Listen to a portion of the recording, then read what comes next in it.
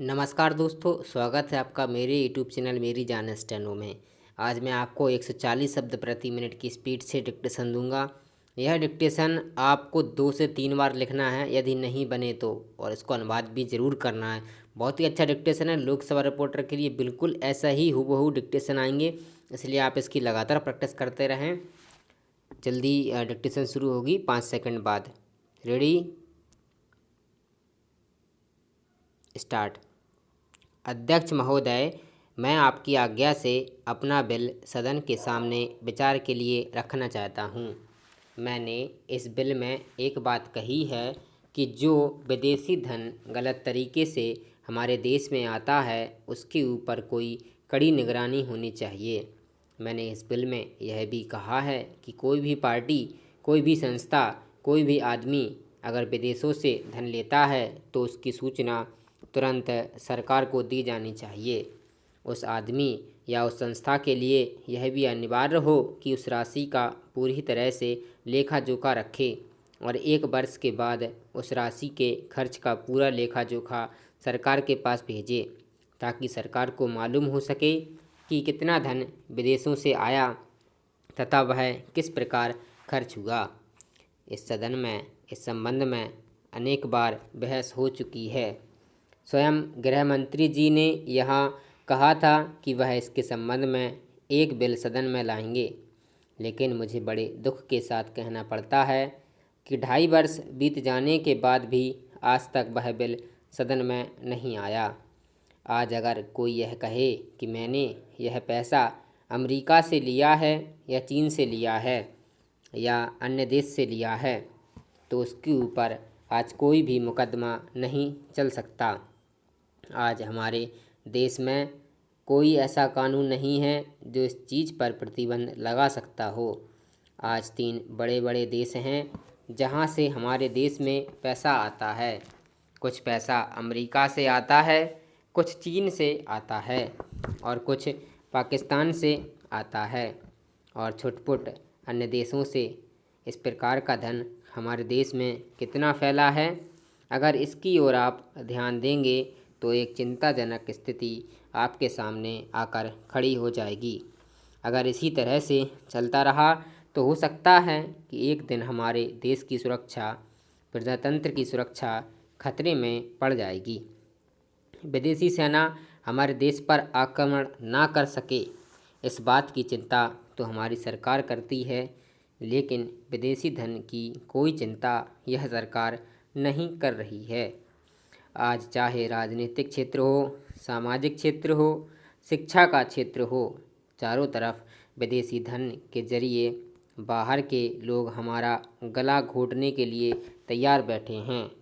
आप बड़े बड़े शहरों में जाएं तो पता चलेगा, अध्यक्ष महोदय, पैसा देकर लोगों को जासूस बनाया जा रहा है। सीमा क्षेत्र में जाएं या पिछड़े क्षेत्रों में जाएं, चारों तरफ विदेशी पैसे के बल पर हमारे देश के साथ खिलवाड़ हो रहा है। इतना ही नहीं, विश्वविद्यालयों में जाएं तो वहाँ भी यही खेल खेला जा रहा है। गिरजा घरों में, मंदिरों में, मस्जिदों में विदेशी पैसे के बल पर अपना प्रभाव जमाने की कोशिश हो रही है। यह समस्या किसी एक पार्टी की नहीं है, यह राष्ट्र की समस्या है। आज सदन में वित्त मंत्रालय की मांगों पर बहस हो रही है।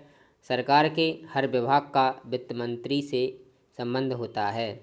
देश में जो प्रगति हुई है और हो रही है उसकी काफ़ी चर्चा हुई है। जो प्रगति हुई है वह चारों ओर दिखाई पड़ रही है। कम से कम रेल विभाग में तो काफ़ी प्रगति दिखाई पड़ रही है। रेलों में अब भीड़ कम होती है, बिजली का भी काफ़ी विकास हुआ है, लेकिन देहातों की तरफ हमारा जो दृष्टिकोण है उसको देखकर कुछ कष्ट होता है। अभी जो जनगणना हुई है उसको देखने से मालूम होता है कि शहरों की जनसंख्या अधिक बड़ी है। आज देहातों से लोग शहरों की तरफ आ रहे हैं। हमारे राष्ट्रपिता ने कहा था कि लोग देहातों में बसें, देहातों के जीवन को पवित्र करें, लेकिन स्वराज के 55 वर्ष बीत जाने के बाद भी देहातों की तरफ ना जाकर शहरों की तरफ लोग आते जा रहे हैं। इस प्रश्न पर हमको कुछ गंभीरता से विचार करना होगा। अगर देहातों में लोगों को सुख सुविधाएं मिलती तो आज शहरों में प्राप्त हैं, तो लोग देहातों से शहरों की तरफ ना दौड़ते बल्कि शहरों से देहातों की तरफ जाते। देहात के जीवन में दो प्रकार की चीज़ें थी। एक तो जमींदारी प्रथा थी और दूसरे वे लोग थे जो रुपए का लेन देन करते थे। जमींदारी प्रथा समाप्त हुई, इससे लोगों को कुछ राहत मिली।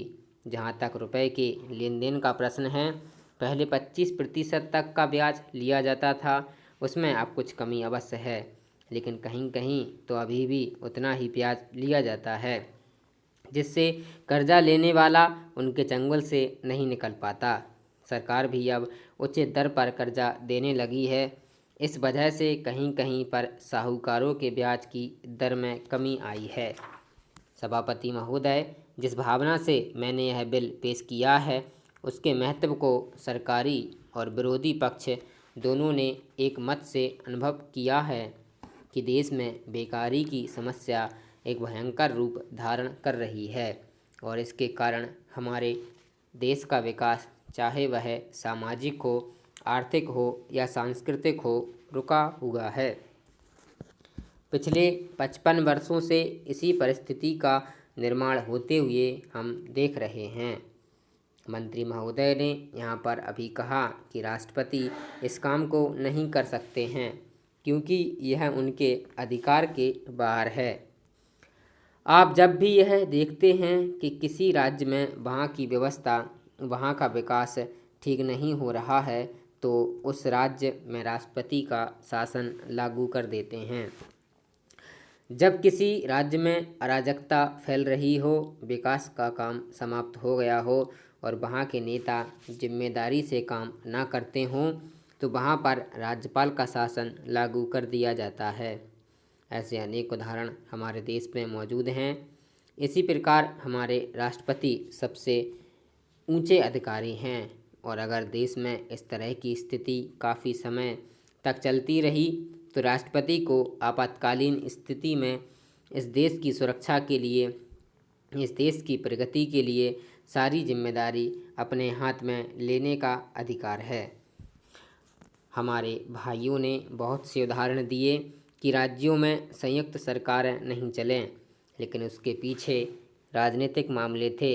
अगर कोई राजनीतिक पार्टी जिम्मेदारी से काम नहीं करती तो संविधान में यह स्पष्ट है कि उस राज्य की सारी जिम्मेदारी राष्ट्रपति की है। मैं आपको एक उदाहरण देना चाहता हूँ। संविधान में आदिवासी हरिजनों की उन्नति के लिए प्रण किया गया था कि 10 वर्ग में उनकी सामाजिक तथा आर्थिक स्थिति को सुधार देंगे, लेकिन यह सरकार उसमें भी असफल रही। इस समय को 4 बार 10-10 साल के लिए बढ़ाया जा चुका है, लेकिन फिर भी उनकी आर्थिक और सामाजिक उन्नति नहीं हो रही है। इसमें यह सरकार बिल्कुल असफल रही है। पिछले सत्र में इस विषय पर सरकार के विरुद्ध अविश्वास का प्रस्ताव भी आया था। इसलिए मेरा कहना है कि भारत में इस समय जो बेकारी की समस्या है वह इस ढंग की समस्या है जिसके रहते सारे देश को उन्नत बनाने की व्यवस्था हम सोच रहे हैं। सभापति महोदय, वह केवल एक स्वप्न ही रह जाएगा। ऐसी स्थिति में मैं अनुभव करता हूँ कि आपातकाल की घोषणा की जाए और इस देश के जो बुद्धिमान लोग हैं उनको लेकर एक सर्वदलीय सरकार स्थापित की जाए। हम यह अनुभव करते हैं कि जिस तरह का शासन इस समय चल रहा है उससे देश को कोई भी समस्या हल होने वाली नहीं है, बल्कि सरकार की गलतियों से समस्याएं बढ़ती जा रही हैं। राष्ट्र की आंतरिक सुरक्षा के विषय में जो बिल मंत्री महोदय ने प्रस्तुत किया है उस पर अब तक जितने भी भाषण हुए हैं उनको मैंने बड़े ध्यान से सुना है। माननीय सदस्यों ने व्यक्तिगत स्वतंत्रता की लपेट में बहुत सारी बातें कही हैं और हमारे दल की ओर इशारा करते हुए कहा कि हम भी इसके औचित्य के संबंध में फिर से विचार करें। मैं जहाँ तक समझ पाया हूँ, हमारे गृह मंत्री जी को इस बिल को प्रस्तुत करने में कोई सुख नहीं हुआ, बल्कि वर्तमान परिस्थितियों को दृष्टि में रखते हुए उनको दुख हो रहा है। आज जब हम नागरिक सुरक्षा, व्यक्तिगत सुरक्षा और स्वतंत्रता की बात करते हैं तो सबसे पहले उसमें व्यक्तिगत सुरक्षा की बात आती है। प्रत्येक नागरिक इस राष्ट्र की अपनी सत्ता में रहकर सुरक्षित रहना चाहता है। हमने इस बात की सुरक्षा अपने संविधान में दी है और हम यह आशा करते हैं कि राजनीतिक दलों में आपसी मतभेद होते हुए भी राजनीतिक मतभेद का आदर होना चाहिए। मतभेद होते हुए भी शांति और सुरक्षा बनी रहनी चाहिए। माननीय सदस्य पूछते हैं कि ऐसी कौन सी असाधारण परिस्थिति आ गई थी जिसके कारण आपको नज़रबंदी बिल लाना पड़ा। मैं आपसे कहना चाहता हूँ, क्या ही अच्छा होता यदि नेहरू जी की उस बात को जो उन्होंने लोकतंत्र के संबंध में बहुत वर्ष पहले कही थी आज भी स्मरण रखते। उन्होंने एक बार कहा था कि लोकतंत्र के संचालन और दायित्व निर्वाह में अगर किसी प्रधानमंत्री को बार बार पीछे मुड़कर देखना पड़े कि कोई छुरा तो नहीं भौंक रहा है, यह कोई अच्छी बात नहीं है। यदि ऐसी परिस्थिति देश में पैदा हो जाए, सांप्रदायिक दृष्टि से देश के विभिन्न स्थानों पर सांप्रदायिक दंगे हो रहे हैं, उनका सामना करते हुए यदि हम जनता को सुरक्षा दे सकें तो फिर किसी बिल की आवश्यकता नहीं है। महोदय, योजना पर वाद विवाद सच्चे अर्थ में एक राष्ट्रीय विचार विमर्श का अवसर है और मुझे प्रसन्नता है कि सदस्यों ने इसे गंभीरतापूर्वक लिया है। हालांकि इसकी आलोचना भी बहुत हुई है। ऐसी आलोचना सुनने के हम अभ्यस्त हो चुके हैं। पहले इसका लक्ष्य योजना का विचार ही हुआ करता था। सौभाग्य से वह बात अब नहीं रह गई है और हम विकास की ऐसी सीढ़ी पर पहुंच चुके हैं जब मुझे आशा है कि सभी दल योजना के विचार का अनुमोदन करते हैं।